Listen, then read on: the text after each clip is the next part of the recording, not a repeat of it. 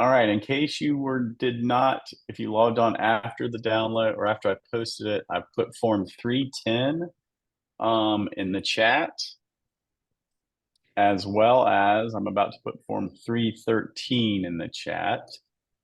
So you can download both of those. So what we're going to do is we're going to go through the update of form 310, which is basically the purchase and sale agreement. What happened was it was a change in formatting more so than it was actual content to the contract, which threw a lot of people off.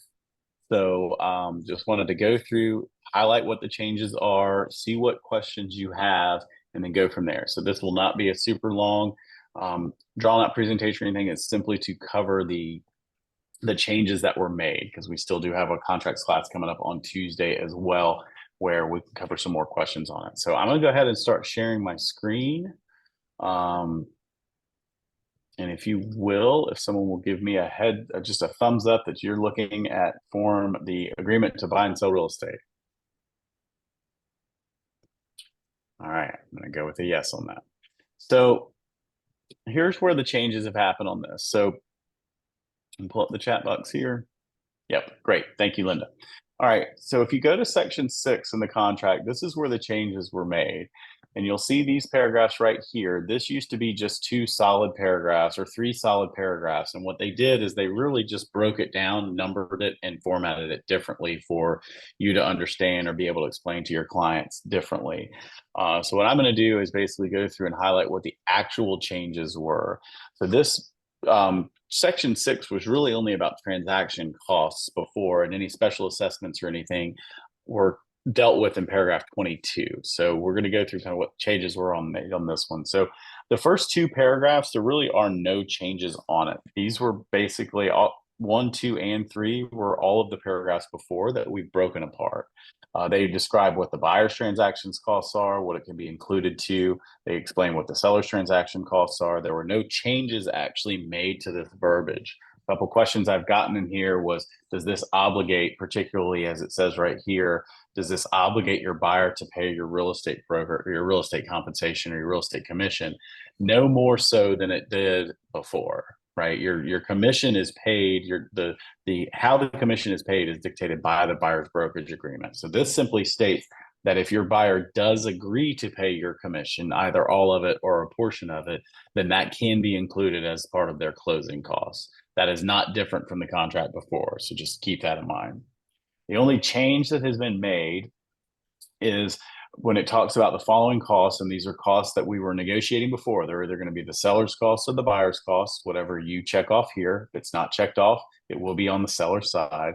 The only thing that was added, basically, these were 3 sentences, or excuse me, this was a list that was divided by commas in the old contract. They basically broke them off into sections here and then added the specific verbiage right here of what the costs could be pertaining to the homeowners, the HOA fees.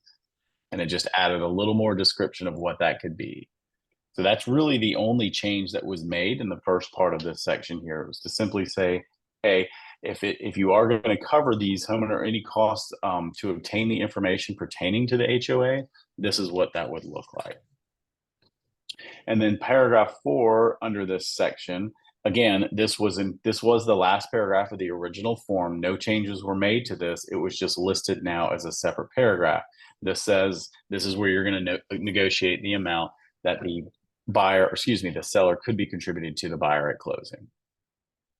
Okay, so that's what that looks like there. Any questions about that? Any questions about this paragraph in general? Like I said, I just wanted to go over those changes right now in that first part before I go into what was added. Anyone? Joseph, were they getting specific issues or differences about this that made them change it? It was more clarity. The reason came in this is it wasn't really broken down in good clarity as it relates to buyers and sellers understanding what transaction fees would be. Thanks. Yep. All right. So let's jump back in then. Let's go to what was added to this section. So what was added to this section is this next part here. And basically this is a disclaimer that says it basically says that HOA dues and assessments, again, the dues and the assessments were dealt with before only in section 22, and they've brought it under this specific section here. And basically, this is a disclosure of two things. Number one, the HOA dues and assessments are not considered transaction costs, and they're addressed by the closing attorney as needed in paragraph 22. So this is specifically stating that if you have HOA dues or are there any assessments that were made on the property, that's to be handled by the attorney. That's not to be handled by, that's not to be handled. That's not part automatically of the transaction cost. That's to be handled separately. And then the second part of this states that a transfer fee is a non-recurring fee that is being assessed solely because of the transfer of the property ownership. So as it states up here earlier in a transfer fee, it's just stating what it is. The transfer fee is specifically that cost of transferring the property or the cost that is assessed when the property transfers ownership. So that still is a negotiable item. Additionally, what was added is it then says, okay, now that we've talked about the assessments, and it talks about HOA assessments, either special, non-recurring, unexpected, or non-budgeted. This does not apply to the dues or membership fees. You then have two options now as it relates to any assessments that have been made from the HOA. Option one, which was the default in the original form, basically states that the special assessment approved prior to closing shall be the responsibility of the seller. Special assessments approved after closing shall be the responsibility of the buyer. Any remainder of the balance due on a special assessment approved prior to closing will be paid in full by the seller. Okay, so that's what the option was before. That's basically was the default. Says if there was a special assessment that was approved prior to the closing, that was the seller voted for it. That's on the seller, anything there. So that's the responsibility of the seller. But now what's happened is they put that on there as an option and then given a second option for negotiation, which would say the seller is responsible for the portion of any special assessments approved prior to closing that are due in the calendar year of the closing. Any remaining special assessment payments in subsequent years are the responsibility of the buyer. Parties direct the closing attorney to make the appropriate adjustments per paragraph 22 in this agreement. Special assessments approved after closing are the responsibility of the buyer. So what this option 2 does is it addresses a situation where if there was let's just say there was a $100,000 special assessment and it spread it out for the buyers to pay, or excuse me, the homeowners to pay over 5 years of $20,000.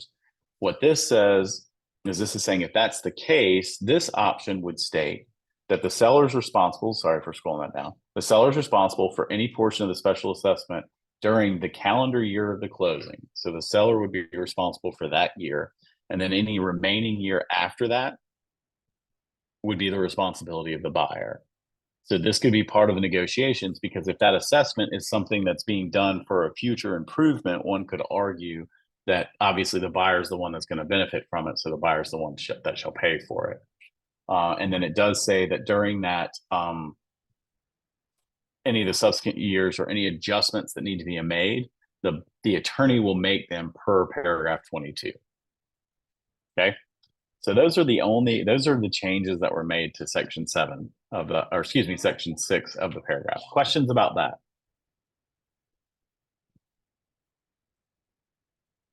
I'm assuming no questions mean that everybody gets it. It's clear as mud.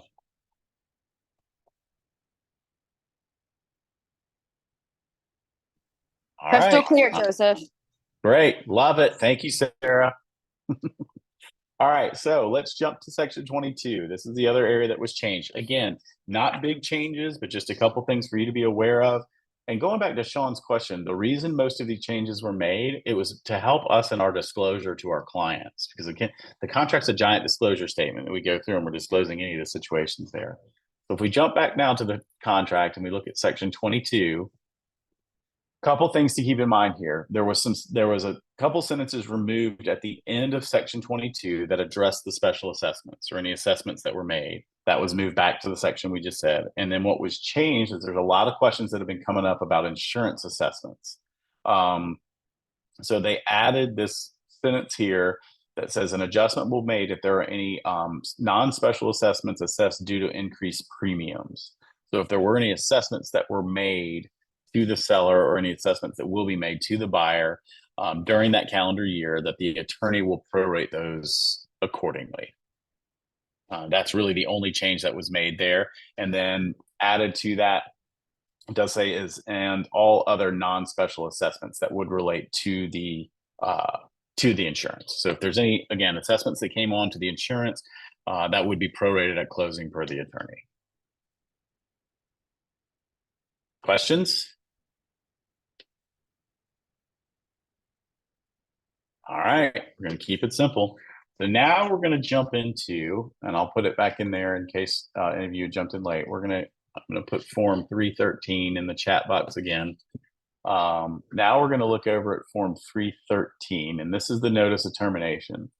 This one has a decent amount of changes. The intention of this was to make it more, to give it a little bit more clarity. So the question, I just got a question in the box. It says special assessments from litigations. That would be included in the special assessments. Like if there's a litigation on the property, the special assessment that came from that would be part of the HOA special assessment. All right, so now let's look at form 313. This is the notice of termination. So this was broken down because the notice of termination before was just being used as a lot of different things, and this allows us to add some specification or specificity to it.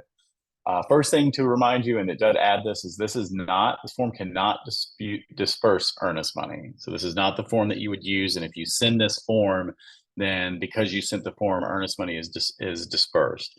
Earnest money still has to be handled with a proper release, either by using the earnest money release form or by some sort of documentation drawn up from the attorney. What was added to this was in section 4, the reason for termination.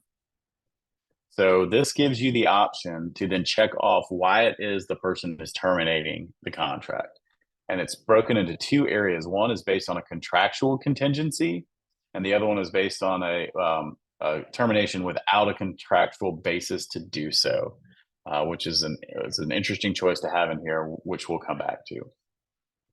So if you are going to be terminating, it gives you the 7 different areas in which you can terminate. First one is terminating due to due diligence reasons during the due diligence period. We all understand what that's for. As a reminder that the termination for due diligence, in order to properly terminate, also has to have the termination fee delivered with the termination or by the termination deadline. The second one is sender is terminating the contract due to contingency on financing and buyer's financial being finances denied. Now notice it says sender here, not buyer. The seller does have the option if at any time they find out that there's a change or that the buyer has been denied financing, the seller has the option to terminate as well. So it's not just the buyer that terminates during that time. Third one, buyer's terminating the contract being contingent on appraisal, and seller has decided not to lower the purchase price to the appraised value. Again, you're just select off at this point, they're terminating based on the appraisal. And then buyer's terminating due to the contract being contingent on CO 100, and the seller is not making the proper or not making the repairs necessary to deliver such a report. Option number 4, nope, that would be 5. Seller or sender is terminating under the provisions of the buyer's sale contingency in Form 504. Now, again, this says sender because there are provisions in Form 504 for either the seller or the buyer to terminate, depending on the situation and the timing of the contingency. And then 6, seller is terminating due to buyer's failure to deliver the earnest money by the deadline stated in the contract for sale. A lot of people don't read that part, but it does state if the earnest money is not delivered by the deadline, that the seller does have the option at that point to terminate, unilaterally terminate. If you send this over because a buyer hasn't turned in the earnest money, the buyer can't say, "Oh, here it is," and keep you under contract. And then lastly, sender is terminating due to recipient's failure to perform their contractual obligations as described below. So this would be one, is if there is an area out, that's maybe not in the given contingencies that we've said, if there was another contingency written in there, or if there was another addendum that was written there, or some other way that they had the ability to terminate the contract, you would use this as the option from that standpoint. Any example? All right. It could be a repair contingency. could be the repair procedure. Okay, It could be, yeah, any of those. thanks. Yep. All right, questions about those additions to the termination? All right. So lastly, we have this option B is without contractual basis to do so. So there have been times that we've dealt with where the buyer or seller's out. They're just saying out, I know they were supposed to do this or whatever it may be. It's obviously not going to be from your advice as their agent. They would want to seek, legal advice at this point. But basically it's saying that the sender is sending the notice of termination without a contractual basis to do so and is fully aware that the termination under these conditions may result in legal claims for damages by affected in all parties. So this would be in a situation where if you have a client who wants to terminate this and you've explained to them the different contingencies and they've said, well, that's fine. I understand that they've done all of these things, but I still want to move on from this. Then this would be what you would send. And by checking this off, this is then saying that they need to, that they may have damages from this and that they would need to consult an attorney to make sure that they're, what kind of exposure they have of this. If you listen to the SCR video, Austin, the SCR attorney, said this is almost, he considers it a notice to litigate. I think that's a little harsh. I don't know that it automatically means we'll go to litigate. However, I would be hesitant to have a client terminate using option D without consulting an attorney, because in my opinion, it's kind of saying that we're terminating without any basis to do so. And I don't think there are clients that often say, oh yeah, I don't have a basis for this. They probably have a strong argument for it. So, all right, questions. Again, brief pop up. We had a lot of questions on this. This is kind of in lieu of a broker minute about this because I wanted to make sure if there were any additional questions that anyone had that we covered them as it relates to these changes.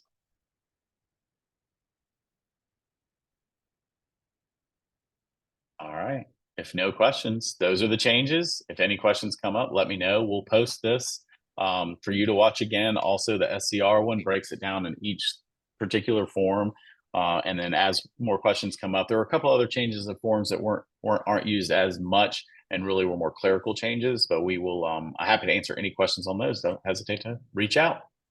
And Joseph, what's being covered next week? In the contracts class next week, honestly, most of those contracts classes are based on who shows up. We do a mastermind at the beginning to see what would be the most important topic. And then if we don't have one, we'll typically cover whatever the hot topic is as it relates to the legal hotline. Okay, thank you. Uh-huh. Thanks for doing this. Absolutely. Keep me posted. Let me know if you have any questions. I'm here to help. Thank you. All right. Thank you.